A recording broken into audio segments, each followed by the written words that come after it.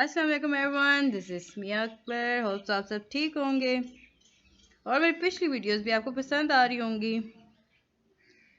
Lecture number 1 हम complete कर चुके हैं। अब लेक्चर नंबर 2 की बारी है। वीडियो शुरू करने से पहले काइंडली मेरे चैनल को लाइक और सब्सक्राइब जरूर कर दीजिएगा।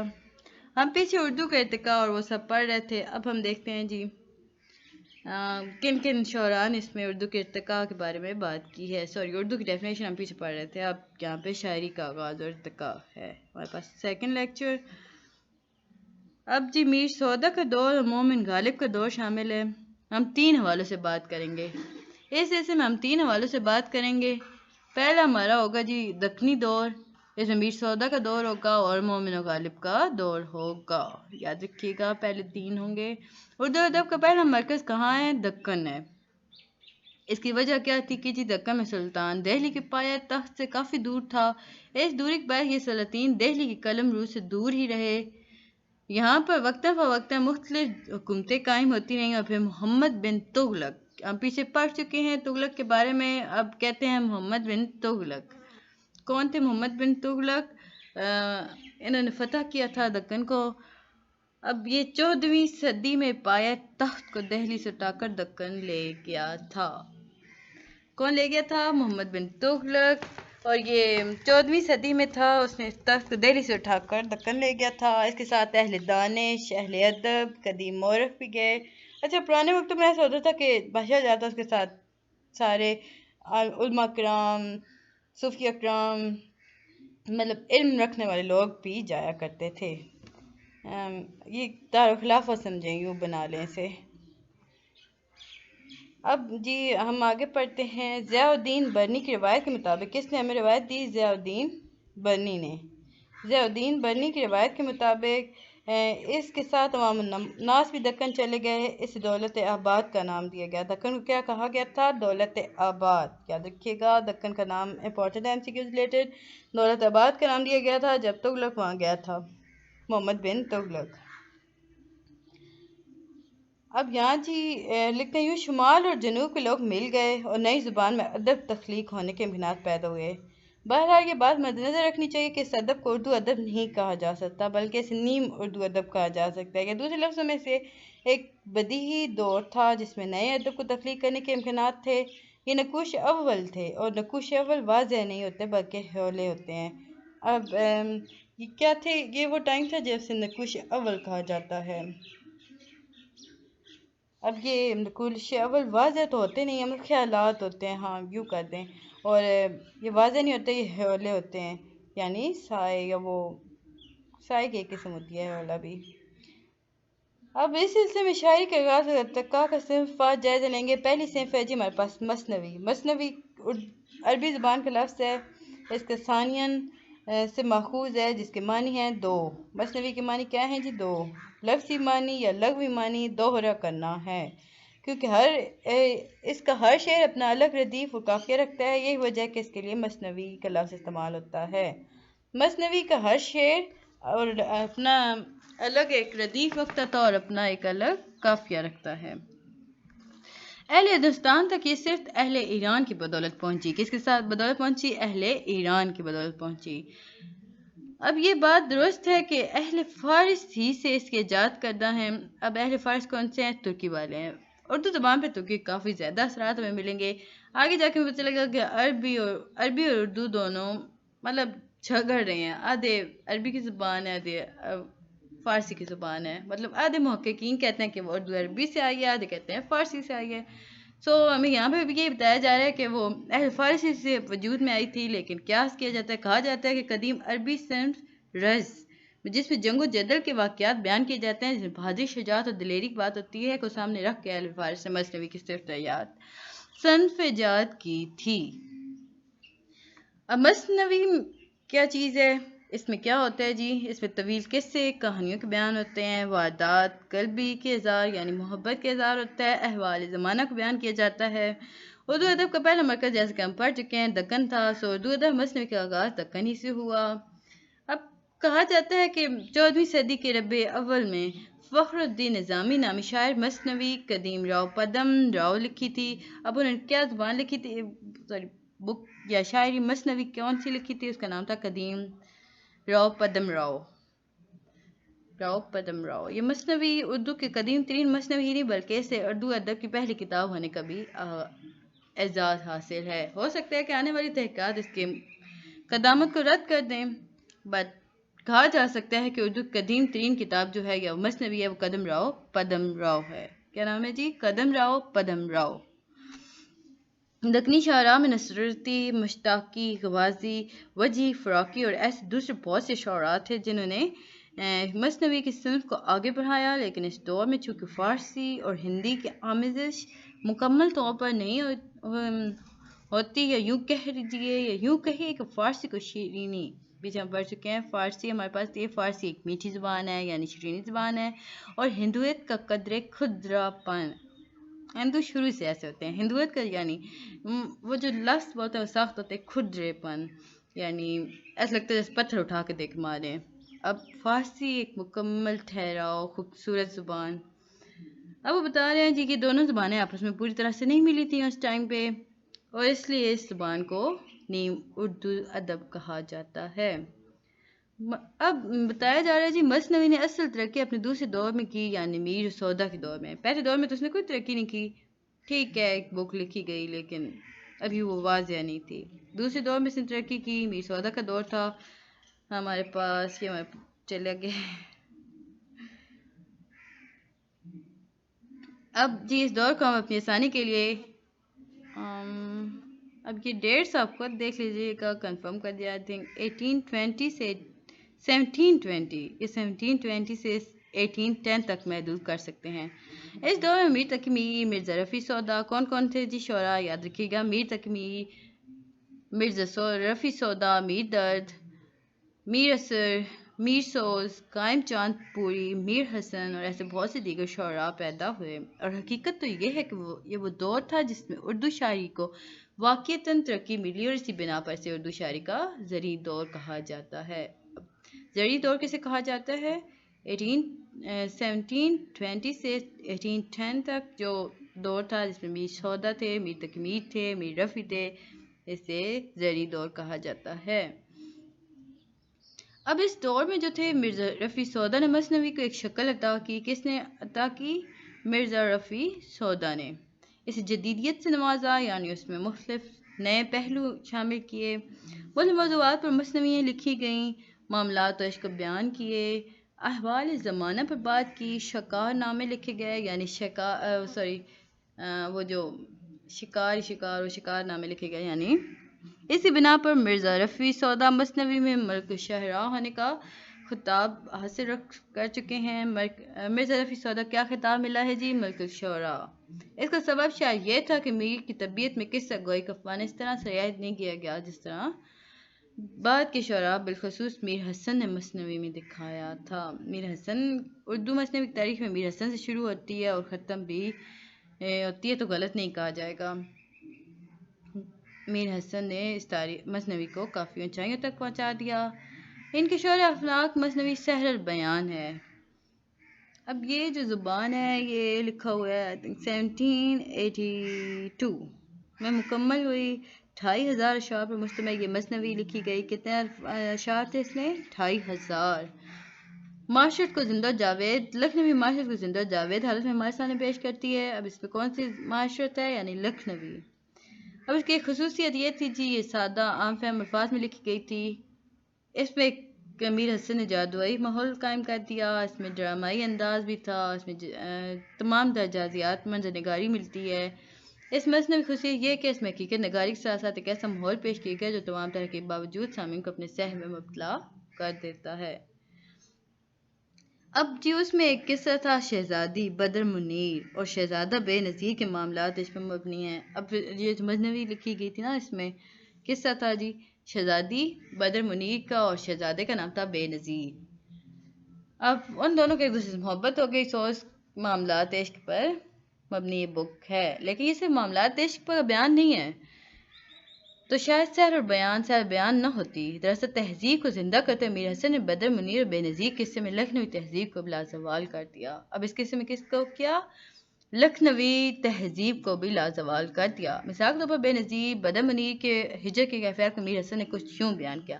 اب دیکھیں اب یہاں پہ ہمیں وہ ہجر بھی ہر کہانی میں ہوتا ہے، ہجر آتا ہے جی۔ ہجر کو اب انہوں نے کیسے لکھا؟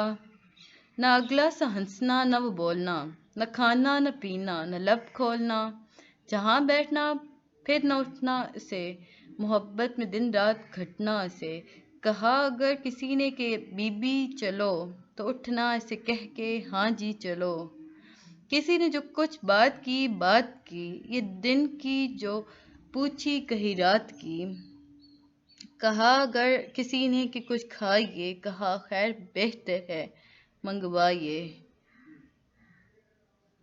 میر حسن میر کے باطنی کیفیات کے ساتھ ساتھ ظاہری حالات کو بھی ان اشعار میں بیان کرنے میں بخوبی قادر ہوتے ہیں۔ اب دیکھیں وہ بتا رہے ہیں کہ وہ گم سم بیٹھی رہتی تھی اس کے ہجر میں، اگر کوئی اسے کہتا کھا لو تو کھا لیتی تھی، کوئی اس سے بات کرتا اس کا جواب دے ہی دیتی تھی، مطلب کیوں تھا سارا۔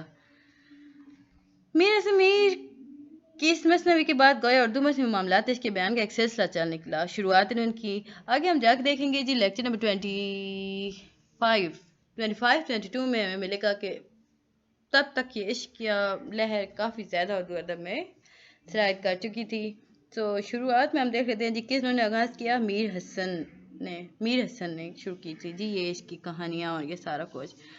بہت سی شعراء نے برادر کلبی کو بیان کیا، مگر سوائے جان تپش کے بہار دانش کے کسی اور مثنوی کو شہرت حاصل نہ ہو سکی۔ اب کس مثنوی کے نام لکھا جا رہا ہے جی؟ جان تپش کی بہار دانش۔ جان تپش لکھنے والے ہیں، ان کی بک کا نام ہے بہار دانش، جن مثنوی لکھی تھی۔ اور سچ بات تو یہ کہ میر حسن کے بعد بہار دانش میں وہ سحر نہ تھا جو سحر البیان میں میر حسن نے دکھایا تھا۔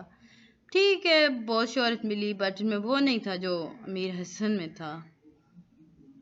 19ویں صدی میں مثنوی کو گو کے اس بات کی جائے تو بہت سے مثنوی گو پیدا ہو گئے۔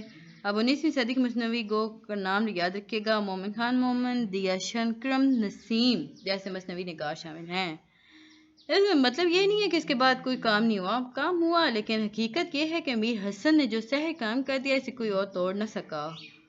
مومن خان مومن نے بھی بہت سے مثنویات لکھی جس میں زیادہ تر مثنویات اس کے معاملے میں عشق سے حالات سے تھیں۔ ایک مثنوی جہاد کے موضوع پر لکھی، کنہوں نے لکھی تھی جی؟ مومن خان مومن نے جہاد کے نام پر بھی ایک مثنوی لکھی تھی۔ مثنوی میں جو دوسرا نام ہے جی پنڈت دیا شنکرم نسیم کا ہے۔ پہلا ہمارے پاس میر حسن ہے، اب آ گیا جی پنڈت دیا شنکرم نسیم۔ اب انہوں نے جو لکھنؤ میں تھے انہوں نے بک لکھی، اس کا نام تھا گلزار نسیم۔ میر حسن کے بعد سب سے زیادہ شہرت انہوں نے حاصل کی۔ میر حسن سب سے بڑی خصوصیت یہ ہے کہ اس طوالت میں پایا جانے والا ماحول جو لکھنؤ میں اس وقت زندہ تھا۔ گلزار نسیم کی سب سے بڑی خصوصیت، اب میر حسن کی جو خصوصیت تھی اس میں وہ جو مثنوی لکھی وہ کافی طویل تھی، اس میں جو پایا جانے والا ماحول تھا وہ اس وقت لکھنؤ میں تھا، یعنی وہاں پہ عام تھا۔ گلزار نسیم نے جو بک لکھی نا اس میں سب سے بڑی خصوصیت تھی اس کا اختصار، اس کا تصنیع، تکلف، بناوٹ اور پرشکوہ انداز۔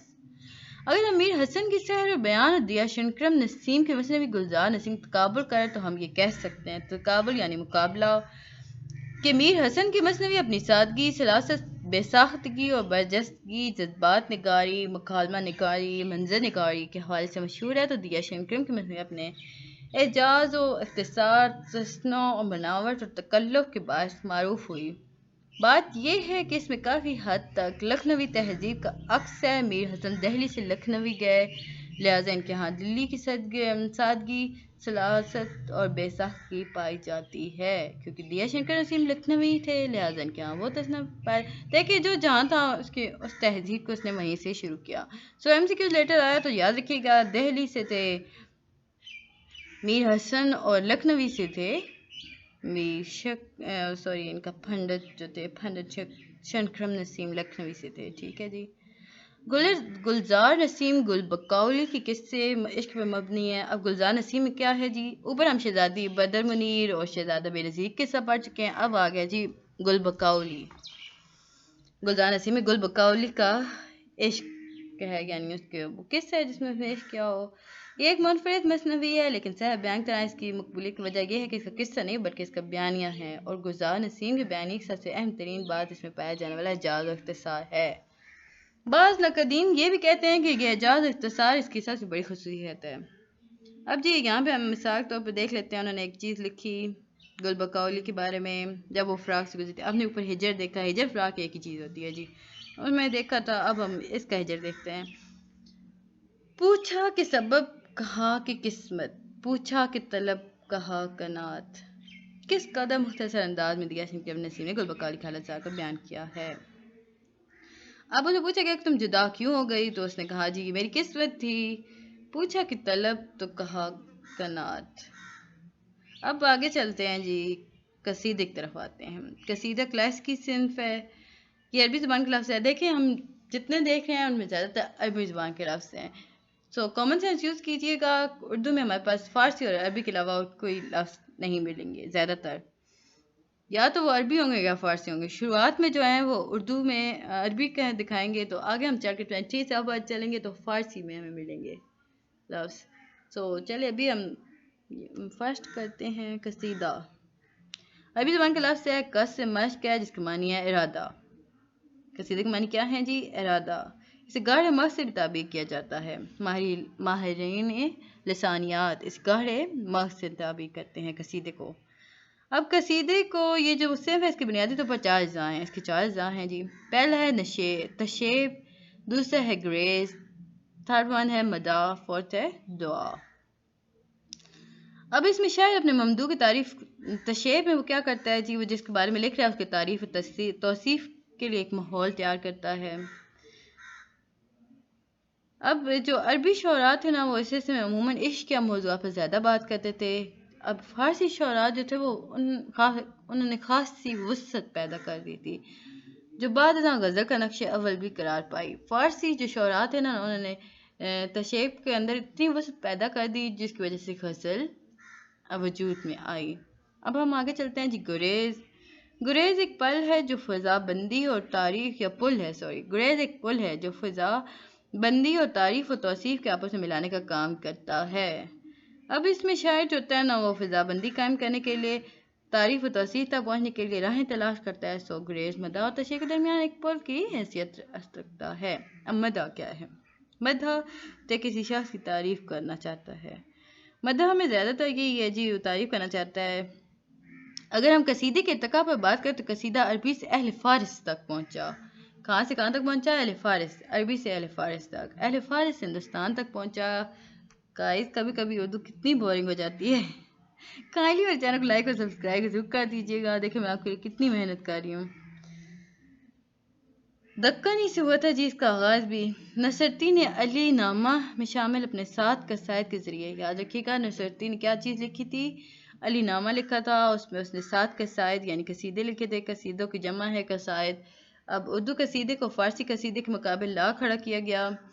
اب اردو قصیدہ فارسی جب آمنے سامنے آیا تو دونوں کافی ترقی ہوئی ملی۔ قصیدے کو اصل مقام بلندی مرزا رفیع سودا نے عطا کی تھی جی۔ اب مرزا رفیع سودا کو ہم کہہ سکتے ہیں ملک الشعراء خطاب دیا گیا قصیدہ گوئی میں۔ ہجو قصیدے کی ایک شکل ہے۔ اب ہجو ہمارے پاس آ گیا ہے، یہ قصیدے کی ایک ہجو گوئی ہے، یہ قصیدے کی ایک شکل ہے۔ اس میں انتہائی تعریف و توصیف کی جاتی ہے۔ ہجو میں کیا کیا جاتا ہے؟ انتہائی تعریف و توصیف کی جاتی ہے۔ مرزا رفیع سودا نے ہجو لکھے تھے، ایسے ہجو لکھے جن کی مثال آج بھی کہیں اور نہیں ملتی۔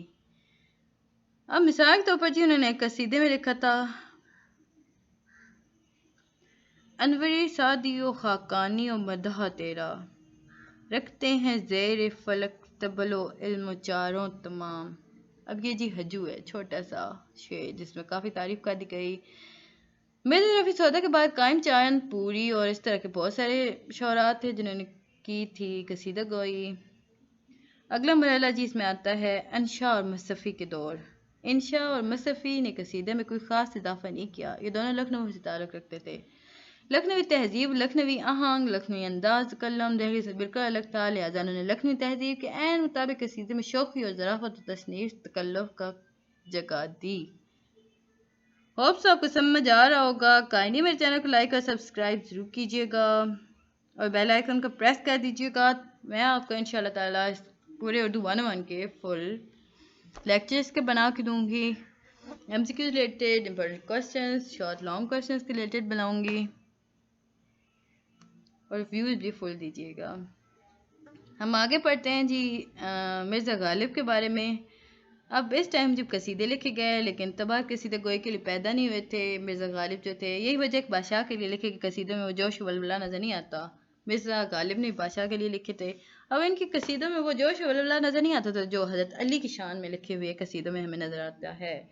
شاید پنڈت دیاتر یہ کیفی درست کہا تھا کہ اردو قصیدہ سودا سے شروع ہوتا ہے اور ذوق پر ختم ہو جاتا ہے۔ اردو قصیدہ کہاں سے شروع ہوتا ہے؟ سودا سے، اور ختم کہاں ہوتا ہے؟ ذوق پر۔ اب جی مرثیہ پر آگے ہیں۔ ایز یوزول مرثیہ بھی عربی زبان کا لفظ ہے، رسا سے نکلا ہے جس کے معنی ہے میت پر بین کرنا، گریہزاری کرنا۔ مرثیہ خالصاً فارسی صنف ہے، یاد رکھیے گا، عربی زبان کا لفظ ہے لیکن یہ فارسی صنف ہے۔ اب یہ جو صفوی خاندان میں ایران میں شروع ہوئی تھی، کس خاندان میں شروع ہوئی تھی؟ صفوی۔ اس میں نا موضوعاتی اعتبار سے مرثیہ دو خصوصیات کا حامل ہے، ایک وہ محروم ممدوح کی تعریف توصیف، دوسرے واقعات کربلا کا بیان۔ اب ایران میں جو ہوتا تھا نا صفوی خاندان میں، کیونکہ ایران میں شیعہ بہت زیادہ ہیں، سو کربلا کا واقعات تک تھے، لیکن جب وہ برصغیر میں پہنچا تو وہ صرف کربلا کے واقعات تک نہیں رہا، وہ آگے بڑھ کر یعنی دکن اور وہ آگے بڑھ کر مرنے والے کی تعریف تک بھی پہنچ گیا۔ کوئی بڑا مرتا تو اس کی شرف بیانی کو حاصل ہوتا تھا۔ اب تاریخ دیکھ لیتے ہیں جی۔ تقریباً 15ویں صدی میں مرثیے لکھے گئے تھے۔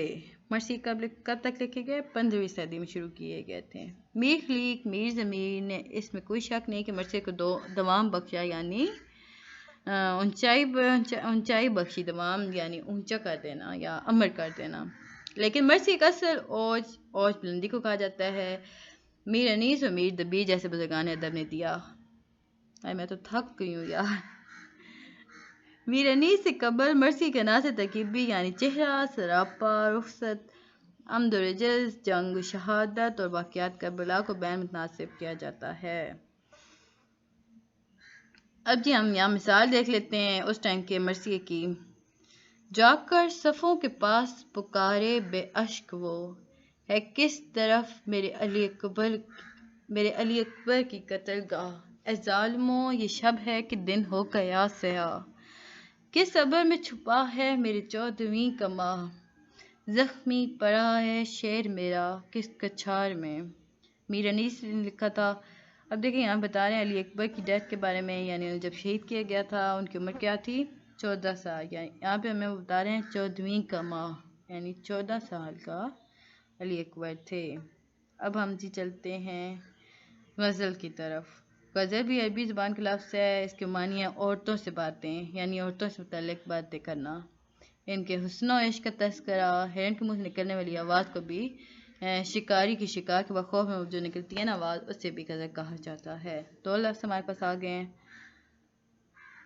دکن میں غزل مشہور نہ ہوئی تھی جی، ولی دکنی کی وجہ سے شہرت ملنا شروع ہوئی۔ اب غزل کو جو تھا نا شروعات میں غزل دکن میں مشہور نہیں ہوئی، اب دلی میں ان کو اب دکن میں جو غزل کو شہرت ملی وہ ولی دکنی کی وجہ سے ملی تھی، لیکن 1700 میں ولی نے شمالی ہند کا رخ کیا تو دلی میں ان کی ملاقات سعد اللہ گلشن سے ہوئی، جنہوں نے مشورہ دیا کہ اپنا غزل کی روایتی فارسی سطح پر استوار کریں، ہندوی لہجہ اور طرز قلم کو چھوڑ دیں۔ دیکھیں اب ہندوی خردری تھا اور فارسی شیرینی تھا، یعنی میٹھی زبان تھی، سو انہوں نے کہا کہ آپ فارسی میں کریں، انڈین زبان ہندوی زبان کو چھوڑ دیں، تو انہوں نے ایسے شروع کیا تو ایک نیا دور شروع ہوتا ہے غزل کا، لوگوں کو منفرد لگا تو لوگوں نے اس طرف توجہ دی، یوں غزل کو شہرت حاصل ہوئی۔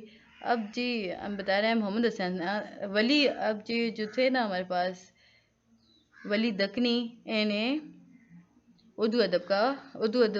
اردو غزل کا باب آدم کہا جاتا ہے۔ میرے چینل کو لائک اور سبسکرائب ضرور کیجیے گا۔ اب ہم پہنچ چکے ہیں لاسٹ پر، انشاءاللہ اس لائن کے بعد ہم ملیں گے نیکسٹ ویڈیو میں۔ چلے جی شروع پڑھتے ہیں۔ جس نے صلہ زوال اور امر کر دیا۔ اب جی اس کے بعد اردو غزل پر وہ دور آیا جس نے صلہ زوال اور امر کر دیا۔ ہم بات کر رہے ہیں میر سودا کے دور کی۔ اب میر سودا کا دور بہت عروج کا دور تھا۔ میر کی وجہ سے ایک طرف اردو غزل میں درد مندی در آئی، دوسری طرف سودا کا بلند و بانگ لہجہ اور تیسری طرف میر درد کا تصوف۔ ان تینوں موجوں نے غزل کو سمندر کی سی وسعت دی، اور اس کے بعد دہلی میں پروان چڑھنے والی اردو غزل لکھنؤ پہنچی تو اہل لکھنؤ نے اپنے خاص مزاج کے مطابق اس میں بناوٹ کے اضافہ کیا۔ بعد ازاں مومن و غالب کے دور میں غزل میں مزید وسعت آ گئی۔ اب غالب جو تھے نا، انہوں نے اردو غزل کو ناپسندی عطا کی، اس میں عشق دیا۔ دیکھیں گے، رکے میں اسے ہائی لائٹ کر دیتی ہوں۔ غالب نے اردو غزل کو ناپسندی دی، عشق دیا۔ مومن نے معاملات عشق کا ہلکا پھلکا سا بیان دیا۔ ذوق نے اپنے خاص لازمی قصیدے کو علاوہ غزل کہی۔ بہادر شاہ ظفر کے ہاں درویشانہ انداز ملا۔ بہادر شاہ ظفر کون تھے؟ آخری بادشاہ تھے۔ اب ہم آگے جا کے دیکھیں گے نا، 2-3 چیپٹرز چھوڑ کے نا، بھی مسلمانوں کا زوال کیسا ہے۔ یہ بہادر شاہ ہمارے پاس آخری تھے۔ داغ دہلوی نے پھر قدیم روایت کو دوبارہ سے زندہ کیا۔ داغ دہلوی نے کیا تھا جی غزل میں جذبات نگاری اور واردات کل بھی کام کیا، لیکن اب اردو غزل سفر رکنے والا نہیں تھا۔ چنانچہ 20ویں صدی میں رومانیت، ترقی پسندیت اور آج کی غزل میں وہ موضوعات شامل ہو چکے ہیں جو شاید نثر میں بیان کرنا مشکل ہوں گے۔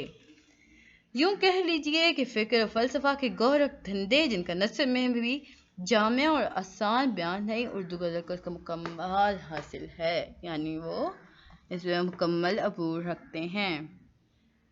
چلے جی، ملتے ہیں نیکسٹ ویڈیو میں، تب تک کے لیے اللہ حافظ، بائے بائے۔